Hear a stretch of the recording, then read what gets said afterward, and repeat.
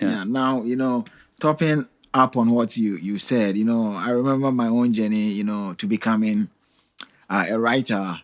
I first started, telling people I'm a writer when in all actuality, I wasn't writing anything. Yeah. So with that idea of telling people that I am this when I wasn't, is what propelled me to even begin the journey first of all. Right. And Yeah. even though when I started writing on the internet, which is medium.com, if you compare me to some of the writers over there, my writing wasn't that great, but I didn't mind. So far as I was putting something out there and it was confirming, my idea that, I've been telling people that I'm a writer, Yeah. I was good, and that's how come, I also began my journey, but Yeah.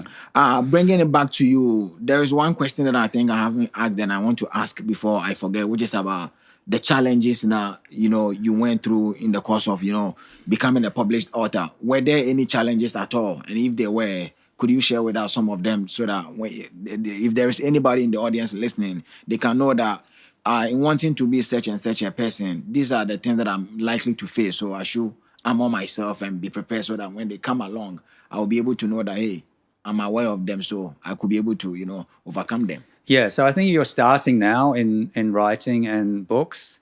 The whole landscape has changed since when I started. Yeah. When I started, everything was about books, bookstores, book reviews, and everything. Yeah. Now it's almost like, do you actually have to write a book?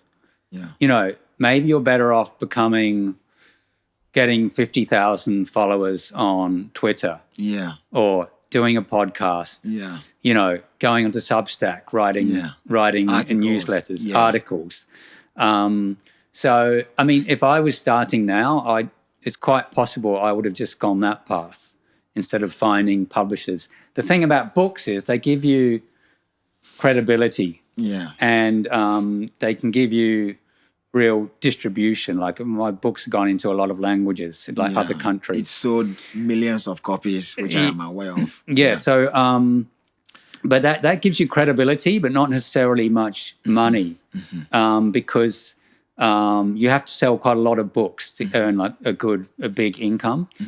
But if you self-publish a book and you have a social media audience, you can sell that book and you get 100% of the profits. Yes. So even though you could sell a smaller number, you're getting in some ways more money. Yeah. So that would be my advice to someone now. If you can find a publisher, great for a book, because it's something you can hold and gives you that extra credibility. Yeah. But it's by no means the only path to influence or impacting people. Wow. Yeah. Wow. The reason I'm saying wow, or I'm using that word is that, like you said, the idea of depending on social media, if you want to be a writer and sell your books is there.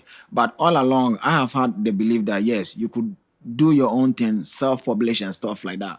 But when it comes to some of the advantages that, when you go by the traditional route, you could enjoy, you don't get to enjoy that. And for me, the vision I have for myself as far as my writing career is concerned is that I want to be the kind of author that, when you go to the bookshops like yourself, you could find my books over there. Yeah. And that doesn't happen most of the times with self-publishing. Yeah. So in as much as the self-publishing thing is there, I have all the time focused on, the traditional publishing thing that I have to get a deal, with a publisher. Yeah. And that is the more reason why even after, finishing work on my first book project, almost like a year ago, Right. I haven't, should I say, put myself under the pressure of putting it out there, because I'm like, no, if I'm going to do this, I need to do it right. And talking about doing it right, I want to follow the traditional, publishing routes,